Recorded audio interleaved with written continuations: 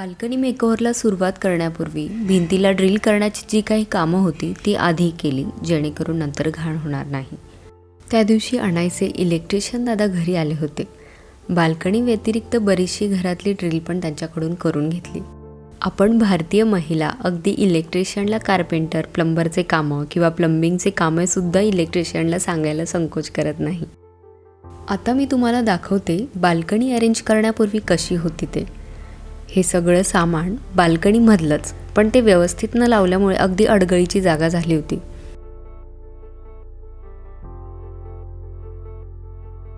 ह्या आमच्याकडे काम करणाऱ्या मावशी, ज्यांनी मला बाल्कनी आवरण्यासाठी बरीच मदत केली.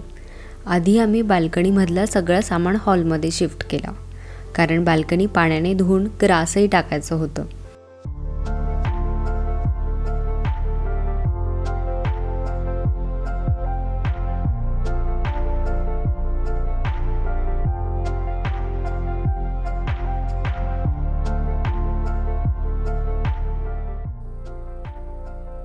कॉर्नर शेल्फच्या वस्तू आणि शेल्फ बरोबरच मी समोरची भिंतही पुसायला घेतली, कारण डार्क कलरमुळे त्यावरची धूळ स्पष्ट दिसत होती. पण मावशींनी तर बघा, माझ्या मेहनतीवरच पाणी फिरवले. Look at my upset face. एवढी साधी गोष्ट मला कळली नाही.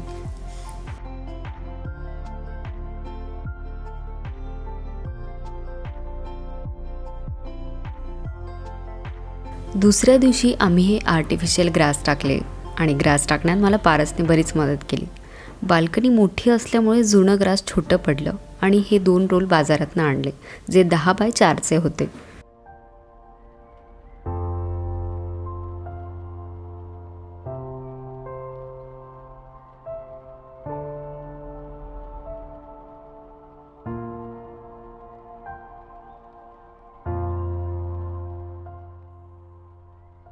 हे लाकडी 2 पाट आम्ही गेल्या वर्षी डेकोरेशनसाठी आणलेत.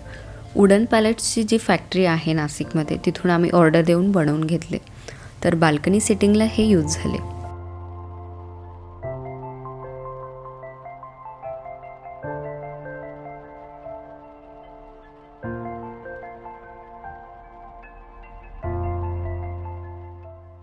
आता वेळ होती ती प्लांट्स अरेंज करण्याची. काही दिवसापूर्वीच आम्ही नवीन प्लांट्स आणले होते. सोबतच हे व्हाईट स्टँड देखील, ज्यावर आरामात 7 ते 8 कुंड्या मावतात. त्यामुळे खालची बरीचशी जागा रिकामी झाली. खूप वर्षांपासून असं प्लांटर स्टँड घेण्याची इच्छा होती. ह्या घरात योगायोग बाल्कनी मोठी मिळाल्यामुळे ती इच्छा पूर्ण झाली. ह्या फ्रेम्स जुन्याच आहेत, ज्या अमेझॉनवरनं मागवल्या होत्या. याचा एक ॲडव्हान्टेज असा की यांना खिळा मारायची गरज नाही. त्या 2 वे स्टिकिंगनेही चिबकतात.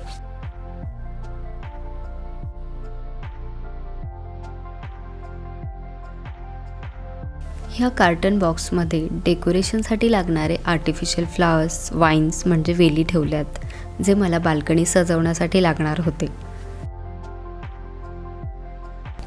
ह्यावेळेस बाल्कनी खूप काही डेकोरेट नाही केली.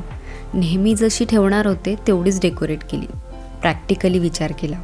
जुन्या घरातला बाल्कनी मेकओव्हर खूप छान होता, परंतु प्रॅक्टिकल नव्हता, कारण अडोसाला मी पांढऱ्या पडद्यांचा वापर केला होता. इकडेही कर्टन्सचा यूज करून बाल्कनी अजून सुशोभित करता आली असती. उन्हामुळे आणि पावसामुळे ते खराब झाले असते. 2 वर्षापूर्वी ही खिडकी आम्ही बनवून घेतली होती, जुन्या घरातल्या लिव्हिंग रूमला इटालियन लुक देण्यासाठी. इकडे लिव्हिंग रूममध्ये वेगळं काही करणार होते, म्हणून ही विंडो इकडे लावली आणि ब्लाऊज पीस कापून बनवलेले तेच पडदे.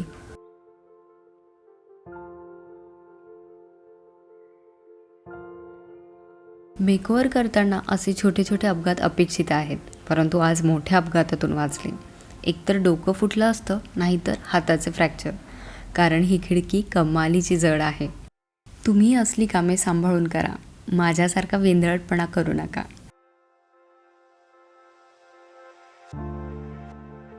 बाल्कनी बऱ्यापैकी आवरून झाली होती. किरकोळ डेकोरेशन बाकी ते दुसऱ्या दिवशी करणार होते. बाल्कनी तर सजली, परंतु घराची दशा मात्र बिघडली होती. घरातली एक खोली आवरायची म्हटली की दुसऱ्या खोलीत घाण होते. तसंच काहीसं झालेलं. मेकओव्हर करणाऱ्या प्रत्येक इन्फ्लुएन्सरचा बॅकग्राऊंडमध्ये एवढाच पसारा असणार. व्हिडिओची कसरत करून झाली की बॅकग्राऊंडचा पसारा आवरणं ही दुसरी तारेवरची कसरत. सोपं नाही आहे कुठलंच काम.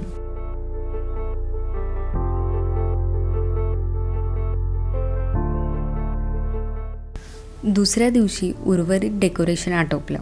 जसं की ही भिंत रिकामी म्हणून जुन्या काही घरी बनवलेल्याच फ्रेम्स होत्या त्या लावल्या. 2 वे स्टिकिंग हुकला अडकवल्यामुळे त्या रात्रीच हवेमुळे पडून आल्या. त्या जागेवर दुसऱ्या फ्रेम्स लावल्या. ते फायनल लुकमध्ये कळेलच.